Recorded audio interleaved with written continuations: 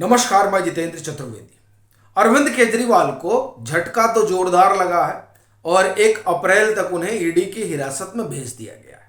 हालांकि ये माना भी जा रहा था कि केजरीवाल को सहूलियत मिलने वाली नहीं है, वो इसलिए क्योंकि ईडी के सवाल का ठीक ठीक जवाब दे नहीं रहे थे।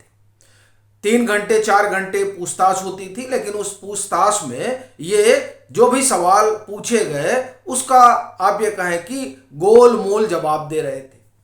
तो उस गोल मोल जवाब के कारण ही ये चर्चा आम रही कि अभी ईडी इनको अपनी कस्टडी से बाहर जाने नहीं देगी। दूसरा, ईडी का ये भी रहा कि भाई अभी आमने सामने बिठाकर भी पूछताछ करनी है।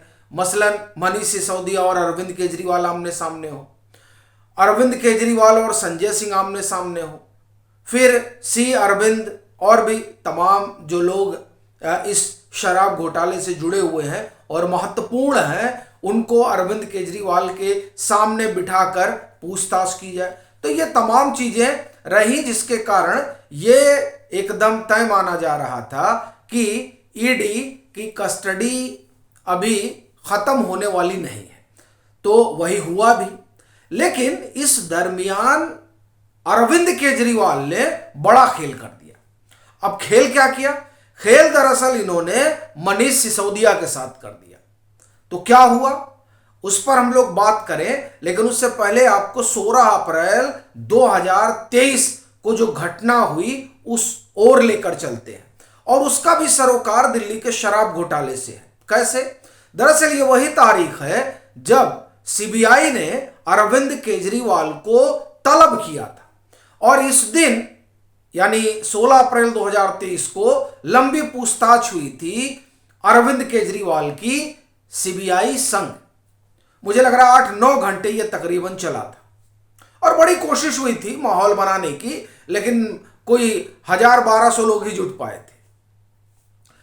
तो उस दिन जो सवाल पूछे गए अरविंद केजरीवाल से, तो उसमें पहली चीज, सबसे बड़ी चीज यही थी कि दिल्ली के शराब घोटाले के बारे में बताइए। तो उन्होंने कहा हमको तो मालूम ही नहीं है, हमको पता ही नहीं है कुछ ऐसा हुआ है। चलिए, ये बात गई। फिर ये जो नई शराब नीति आई, ये लेकर कौन आया? कहा साहब ये भी हमको नहीं पता है। तब ये किसको पता है? देखिए, ये तो जो है वो जो ग्रुप ऑफ मिनिस्टर्स हैं वो जाने, ये मनीष सिसोदिया जाने, उनके जो है सेक्रेटरी जाने, हमें इसके बारे में कोई जानकारी नहीं है। और अब क्या कह रहे हैं, यानी तब उन्होंने मनीष सिसोदिया से पल्ला झाड़ लिया और कह दिया कि साहब ये जो शराब घोटाला हुआ है वो सब सिसोदिया ही जाने, अपना कोई इससे लेना देना नहीं।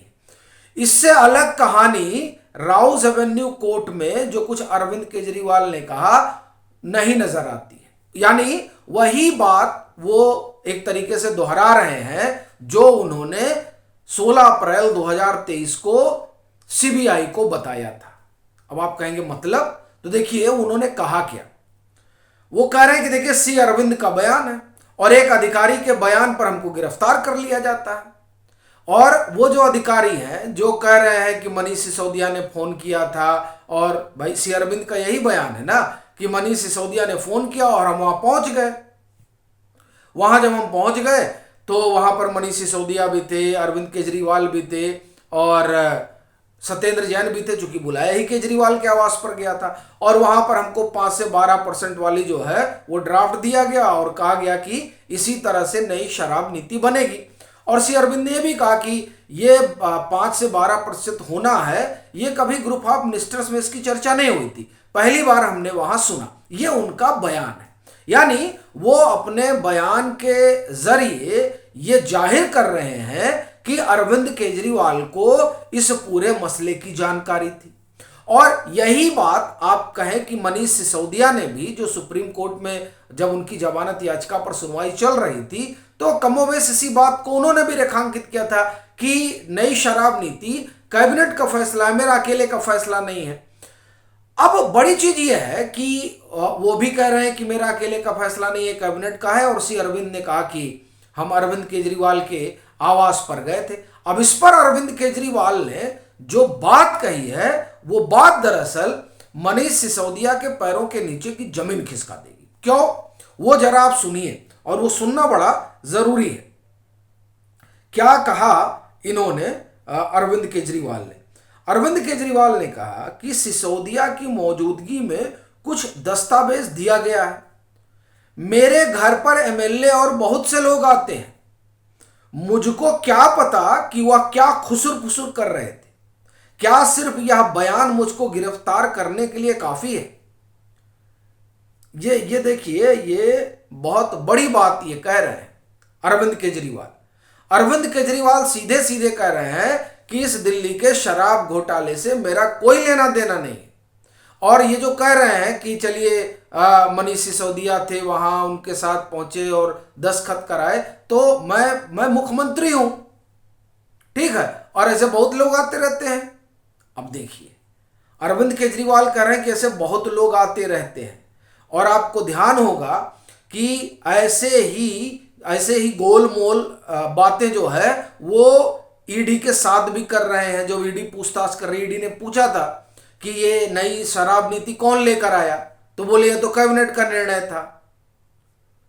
फिर इनसे ये भी पूछा गया कि 5 से 12 कैसे हुआ।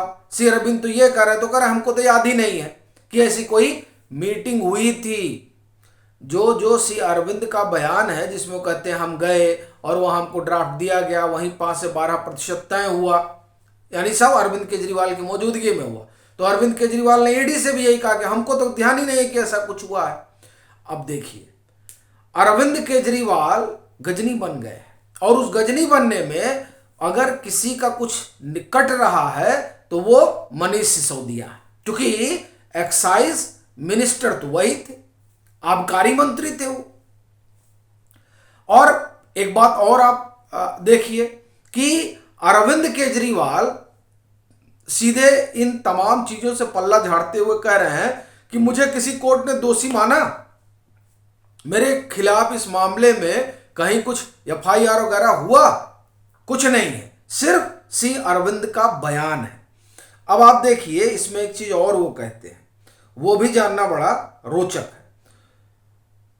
अरविंद केजरीवाल ने कहा कि मुझे किसी भी अदालत ने दोषी नहीं पाया। ईडी और सीबीआई ने हजारों पन्ने की रिपोर्ट लगाई है। मैं ईडी का धन्यवाद देना चाहता हूं। यह केस 2 साल से चल रहा है। आप सभी कागजों को पढ़ेंगे तो पूछेंगे कि आखिर मुझे गिरफ्तार क्यों किया गया। 22 अगस्त 2022 को ईडी ने ECIR दर्ज किया, मुझको गिरफ्तार किया गया। मुझे किसी कोर्ट में दोषी नहीं ठहराया गया। ईडी अब तक 31,000 पेज के दस्तावेज जमा कर चुकी है, और मेरा सिर्फ 4 बयानों में जिक्र आता है। यह अरविंद केजरीवाल कह रहे हैं। वो कह रहे हैं 31,000 का ये है, 25,000 का सीबीआई का अपना चार्जशीट है। लेकिन जो सबसे बड़ी बात वो कह रहे हैं कि हमारे यहां तो एमएलए आते रहते हैं, लेकिन उसका मतलब ये कहना कि वो आए थे और वो फलाना पॉलिसी पर दस्तखत कराए और वही मीटिंग हुई, तो ये हमको कुछ ख्याल वाल नहीं है। यानी सीबीआई के सामने भी अरविंद केजरीवाल ने साफ पल्ला झाड़ लिया था, और ईडी के सामने भी, ईडी के सामने भी पल्ला झाड़ा कि हमको याद ही नहीं है, और कोर्ट में कह दिया इन्होंने कि साहब जो है ये क्या बात हुई कि मनीष सिसोदिया के साथ आए थे, हमारे यहां बहुत विधायक आते हैं। अब इस बीच आप देखिए कि इनका जो फोन वगैरह है उसका भी इनको कुछ याद नहीं है, पुराना फोन भी इनको याद नहीं है। हां, अलबत्ता एक चीज अरविंद केजरीवाल जरूर मान रहे हैं कि शराब घोटाला हुआ है। अब आप कहेंगे क्या बात कर रहे हैं, ये तो ये आप फेक खबर फैला रहे हैं, कई लोग कहेंगे। तो अब मैं इसलिए कह रहा हूं क्योंकि इन्होंने शरत रेड्डी का हवाला दिया, और शरत रेड्डी का हवाला देते हुए कहा कि देखिए ये जो 55 करोड़ के बॉन्ड हैं ये तो भाजपा के पास गए। तो असल में तो ये जो लीकर स्कैम हुआ है उसका कनेक्शन तो भाजपा से जुड़ा हुआ है। तो यानी एक तरीके से जो अरविंद केजरीवाल इनकार करते रहे कि कोई घोटाला नहीं हुआ, वो एक पॉइंट पे आके मान रहे हैं। और बड़ी चीज है, ये लोग एक पॉइंट पे आके सुप्रीम कोर्ट का वो ऑर्डर जो मनीष सिसोदिया की जमानत याचिका खारिज करने पर आया था, उस ऑर्डर को अपने सुविधानुसार कोर्ट कर रहे हैं। तो इससे भी जाहिर होता है कि ये मानते हैं कि नहीं, गड़बड़ी हुई है। लेकिन सबसे बड़ी चीज ये है कि अरविंद केजरीवाल जो उन्होंने सीबीआई को बयान दिया था और जो ईडी को उन्होंने बयान दिया, जो उन्होंने कोर्ट में कहा उससे इतना तो जाहिर है कि पल्ला इन्होंने मनीष सिसोदिया से झाड़ लिया है। तो मनीष सिसोदिया जाने उनका क्या होगा। बाकी आपकी अपनी क्या राय है जरूर साझा करें। मतांतर से नहीं जुड़े हैं तो जुड़े, वीडियो को लाइक करें और खूब शेयर करें।